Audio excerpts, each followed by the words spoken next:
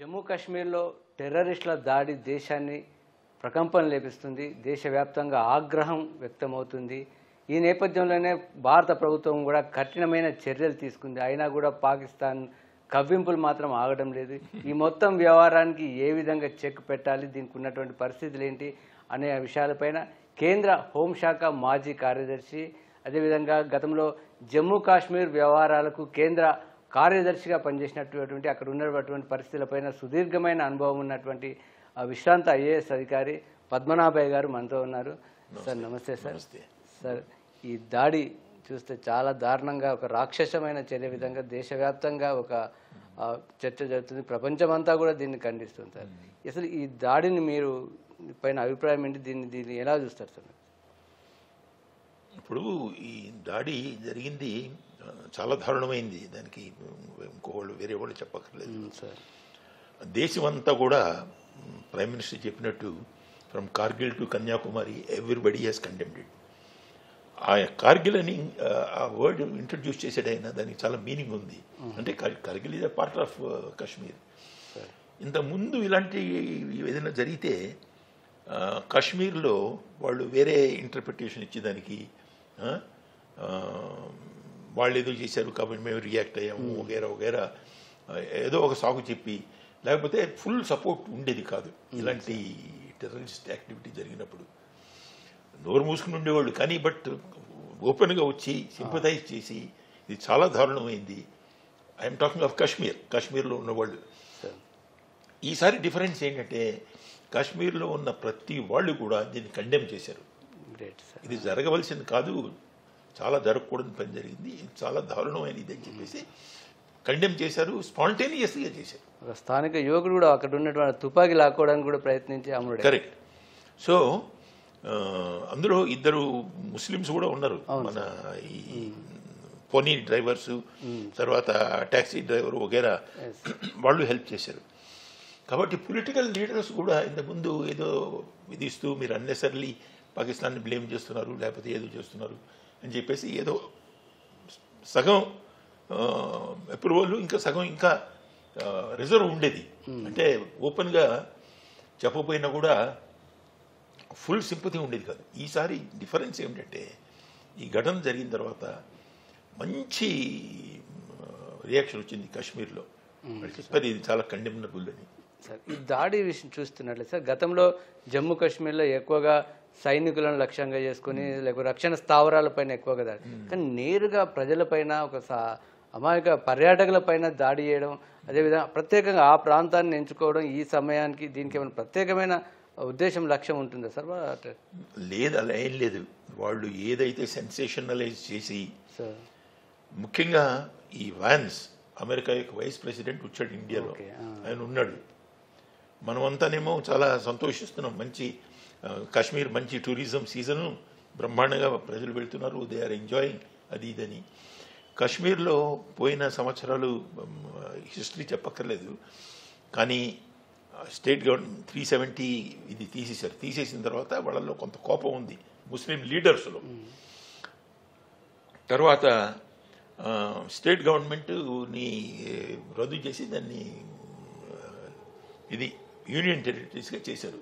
రెండు ఎలక్షన్స్ చాలా కాలం వరకు జరగలేదు. ఈ ఎలక్షన్స్ జరగముందు వాళ్ళని కొంతమందిని జైల్లో పెట్టి లీడర్స్ని వగేరా వగేరా జరిగింది. ఈ సందర్భంలో చాలా కోపం ఉండుంటుంది వీళ్ళకి, లోపల ఉండాల్సింది నార్మల్గా. బట్ అదంతా కూడా లేకుండా complete openly they have supported this time. తర్వాత 2 ఎలక్షన్స్ జరిగాయి. Good thing it has happened. Parliament election జరిగాయి, అసెంబ్లీ ఎలక్షన్ జరిగాయి.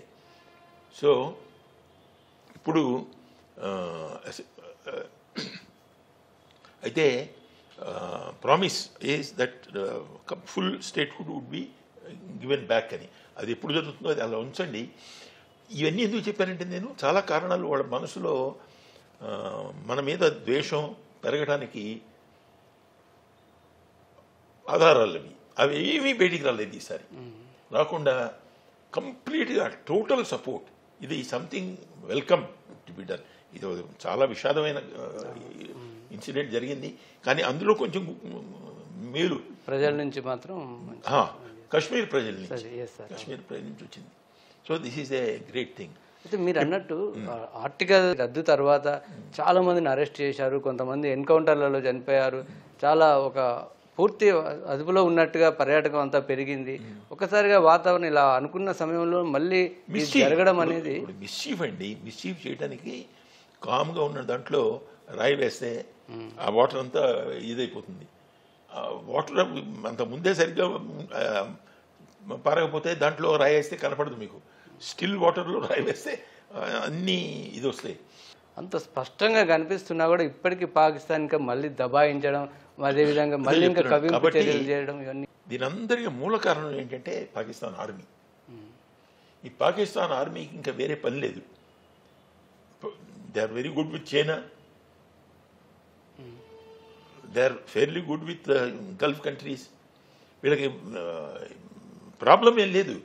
ఈ ప్రాబ్లం అంటే వాళ్ళ ప్రకారం ఏంటంటే అన్ఫుల్ఫిల్డ్ టాస్క్ ఏంటంటే కాశ్మీర్ రాలేదు మనకి. కొంత ఆక్యుపై చేసేసుకున్నారు, ఆక్యుపైడ్ కాశ్మీర్. అది చాలదు, మొత్తం అంతా ఆక్యుపై చేయాలి. ఐఎస్ఐ నుంచి చూడండి, ISI is an intelligence agency, it is a part of Pakistani army. So వీళ్ళిద్దరు కూడా వాళ్ళ అస్తిత్వం, వాళ్ళ ఇది they can justify only when they are talking of war. So ఇప్పుడు కూడా అక్కడ ఉన్నటువంటి ఆ సివిలియన్ ప్రభుత్వం ఆర్మీని కంట్రోల్ చేసే పరిస్థితి లేదు. They are not able to control. So ఈ ఇన్సిడెంట్ కూడా అంటే ఆర్మీ చీఫ్ కాశ్మీర్ మీద చేసిన కామెంట్స్కు ఈ దాడిని కలిపి చూడొచ్చా? దీని completely there is no doubt. దానివల్లే జరిగింది, వాళ్ళే ప్లాన్ చేశారు. The entire this one is from Pakistan. ఒక్క వీసం కూడా అందులో డౌట్ లేదు. అందువల్ల prime minister's reaction is very correct. కాబట్టి ఇంకో మంచి ఏం జరిగిందంటే ఈ దీంట్లోంచి ఇన్సిడెంట్లో ప్రపంచం అంతా కూడా మనతో పాటు ఉంది ఇప్పుడు సార్. కాబట్టి మనం యాక్షన్ ఏది తీసుకున్నా కూడా ఇమీడియట్గా చెప్పలేము ఏమి యాక్షన్ తీసుకోవాలా. That is for the government to decide. అంటే ఇప్పుడు టెర్రరిస్ట్ స్థావరాలన్నీ కూడా పాకిస్తాన్ లోపల ఉండి చేస్తున్నట్టు చాలా స్పష్టంగా కనిపిస్తున్నప్పటికీ, అంటే అమెరికా వంటి దేశాలు బిన్ లాడెన్ విషయంలో సీమాంతర దాడి చేసిన సందర్భాలు ఉన్నాయి. అంటే ఇలాంటి సమయంలో సర్జికల్ స్ట్రైక్స్ కానీ లేక అలాంటి అవకాశం ఉంటుందా సార్? మీరు అడిగిన ప్రశ్న ఒక విధంగా కరెక్టే. కాకపోతే ఏమిటంటే ఇప్పుడు స్థావరాలు అంటూ పర్మనెంట్గా లేవు ఇప్పుడు. ఇంతకుముందు ఉండేవి. ఇంతకుముందు నేను 30 ఏళ్ల క్రితం కాశ్మీర్లో ఉన్నప్పుడు, రెండోది చాలా హిల్లీ ఏరియా, అది highest hills, Himalaya peaks, peer Panjal range, ఇవన్నీ కూడా కాశ్మీర్లో ఉన్నాయి. అది చాలా డిఫికల్ట్ టెరైన్, హైలీ ఫారెస్టెడ్. ఇక్కడ మనిషి అక్కడ 10 అడుగుల దూరంలో ఉంటే నీకు కనపడ్డు, because it is a thick forest. అలాంటి ఏరియాలో వెళ్ళి వాళ్ళని లొకేట్ చేసి వాళ్ళని ఎలిమినేట్ చేయటం కష్టం ఇన్ ఏ వే. ఇప్పుడు Balakot we have given a good message we thought Pulwama అయిన తర్వాత. మళ్ళీ సిగ్గు లేకుండా మళ్ళీ మొదలెట్టారు. ఇది ఆల్ ఇన్స్పైర్డ్ బై, ఆ రోజుల్లో కొంత సపోర్ట్ ఉండేది.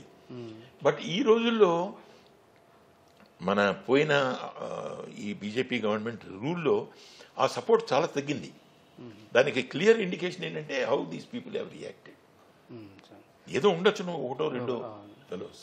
సో ఇప్పుడు కేంద్ర ప్రభుత్వం కూడా ఘాటుగా స్పందించింది. రాజకీయ పార్టీలు కూడా దేశంలో అన్ని కూడా ప్రభుత్వానికి అండగా ఉన్నాయి, కాంగ్రెస్ అన్ని కూడా స్పష్టంగా కనిపిస్తుంది. అయితే ప్రభుత్వం తీసుకున్న నిర్ణయాలు అంటే సింధు జలాల విషయంలో కానీ, వీసాల రద్దు, ఇవన్నీ కూడా అంటే పాకిస్తాన్ చర్యలను, ఇలాంటి పాకిస్తాన్ ముఖ్యంగా ఆర్మీ చర్యలను ఇవన్నీ కూడా నియంత్రించే పరిస్థితి ఉందా? ఇంకా చర్యలు అవసరమా? లేదు, చాలా చర్యలు అవసరం. ఇవన్నీ కూడా ఏమంటే ఇమీడియట్ రియాక్షన్.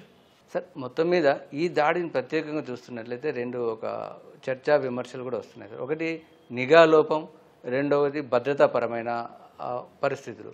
ఇవంటే ఎప్పుడు కాశ్మీర్లో మీరు అన్నట్టు గత కొంతకాలంగా పరిస్థితులు చక్కబడినట్టు కనిపిస్తున్నప్పుడు ఎప్పుడు నివురుగప్పిన నిప్ప అనేది అది తెలుసు. అయినా ఎక్కడైనా లోపం ఉన్నట్టు కనిపిస్తుంది సార్. అన్నీ ఉన్నాయి చిన్న చిన్న ఇవి, అవి వాటితో ఉపయోగం ఏముండదు. ఎవరిని పనిష్ చేస్తారు మీరు?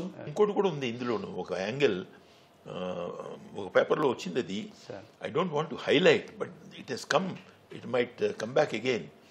వీళ్ళు ఆర్డినరీ టూరిస్టులు కాదు, వీళ్ళు ఇంటెలిజెన్స్ గ్యాదరింగ్ కోసం అక్కడికి వెళ్ళారు. వీళ్ళు అందుకనే intelligence officers, police officers, army officers ఉన్నారు ఇందులోను, నేవీ ఆఫీసర్సు. అందుకని వీళ్ళ మీద యాక్షన్ తీసుకున్నాం మేము. వి యాక్టెడ్ అని చెప్పేసి ఒక స్టేట్మెంట్ వచ్చింది లష్కరే తోయిబా వాళ్ళు. So that means they have plan. ఓ ప్లాన్డ్ అటాక్కి మరి మీరేం చేయలేరు. మామూలు ఆర్డినరీ టూరిస్టు ఒక 2 మైల్స్ హిల్ ఎక్కడం మనకు సాధ్యం కాదు ఆ క్లైమేట్లో. ఇందులో చాలా మంది సాధారణ ప్రజలు కూడా కనిపిస్తున్నారు సార్. అంటే ఇద్దరు ఉండొచ్చు మీరు అన్నట్టు. కరెక్ట్, సామాన్య ప్రజలు ఉన్నారు. ఐ ఓన్లీ వాడు చెప్పాను, స్టేట్మెంట్ చెప్పాను, ఇది ఇన్వెస్టిగేట్ చేయాలి ఈ పాయింట్.